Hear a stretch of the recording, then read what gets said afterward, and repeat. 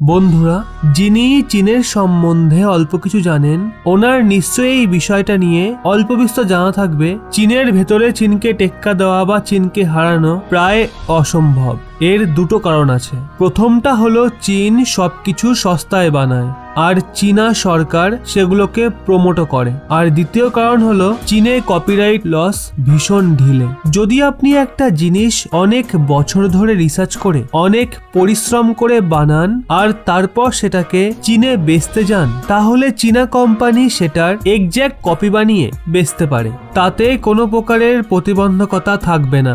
এই কারণে চীনকে চীনের ঘরে হারানো প্রায় অসম্ভব। কিন্তু এই অসম্ভবকে সম্ভব করে দেখিয়েছে এক ভারতীয় কোম্পানি টাটা, আর এর জন্য সারা দুনিয়ার চোখ খুলে গেছে। কারণ দুনিয়ার অনেক কোম্পানি চীনে এসছে, অনেক টাকাও ইনভেস্ট করে, কিন্তু সবাই মুখ থুবড়ে ফিরে যায়। কিন্তু চীন এই প্রথমবার ভারতীয় কোম্পানির জন্য নিজেই মুখ থুবড়ে পড়েছে, আর টাটাই পাশা পাল্টেছে দুটো কারনামা বাস্তবায়িত করে। প্রথমটা কি আপনারা সবাই জানেন, একটা কোম্পানি আছে JLR, যেটা একটা ভারতীয় কোম্পানি যার পুরো নাম জাগুয়ার ল্যান্ড রোভার। এটা ভারতীয় কোম্পানি টাটার অধীনে রয়েছে, যার জন্য টেকনিক্যালি এটাও ভারতীয় কোম্পানি।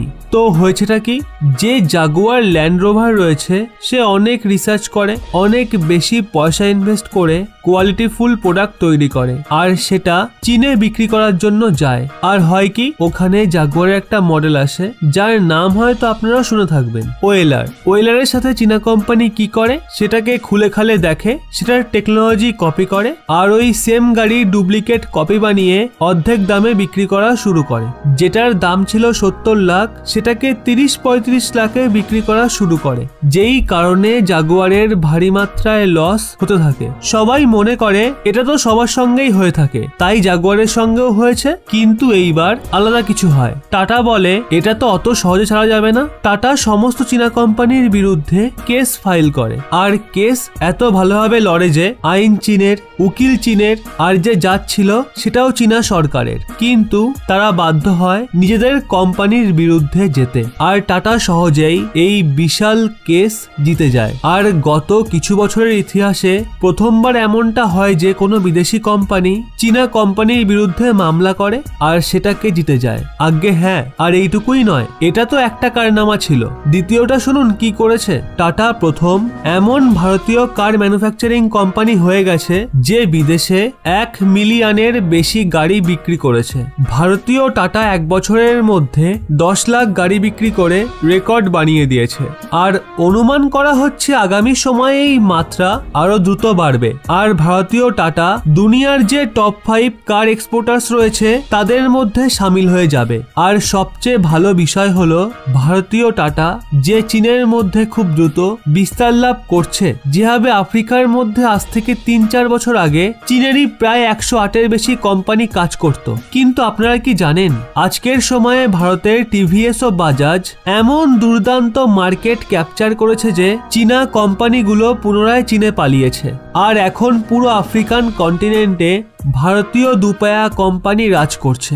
ঠিক একইভাবে টাটা এখন চীনে মেগা এক্সপেনশনের প্রস্তুতি নিচ্ছে, যাতে চীনের ভেতরেই চীনা কোম্পানিগুলোকে কড়া টক্কর দেওয়া যায়। আর সব থেকে মজাদার ব্যাপার হলো, আজ থেকে 3-4 বছর আগে চীনের কমিউনিস্ট পার্টি ভারতের গোটা মার্কেটকে কবজা করার যে প্ল্যান বানিয়েছিল, এখন উল্টে তাদের নিজেদের মার্কেট বাঁচানোই কঠিন হয়ে দাঁড়াচ্ছে। আর এটার শুধুমাত্র একটাই কারণ রয়েছে, কোয়ালিটি।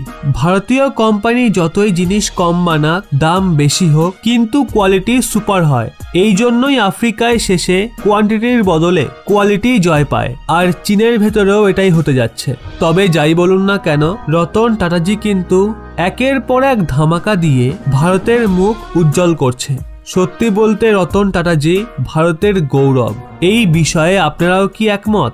অবশ্যই নিচে কমেন্টে জানান। এবং এরকমই ব্যাক টু ব্যাক আপডেট পেতে রহস্য বাংলা এই চ্যানেলটি সাবস্ক্রাইব করে পাশের বেল আইকনটি অল করে রাখুন।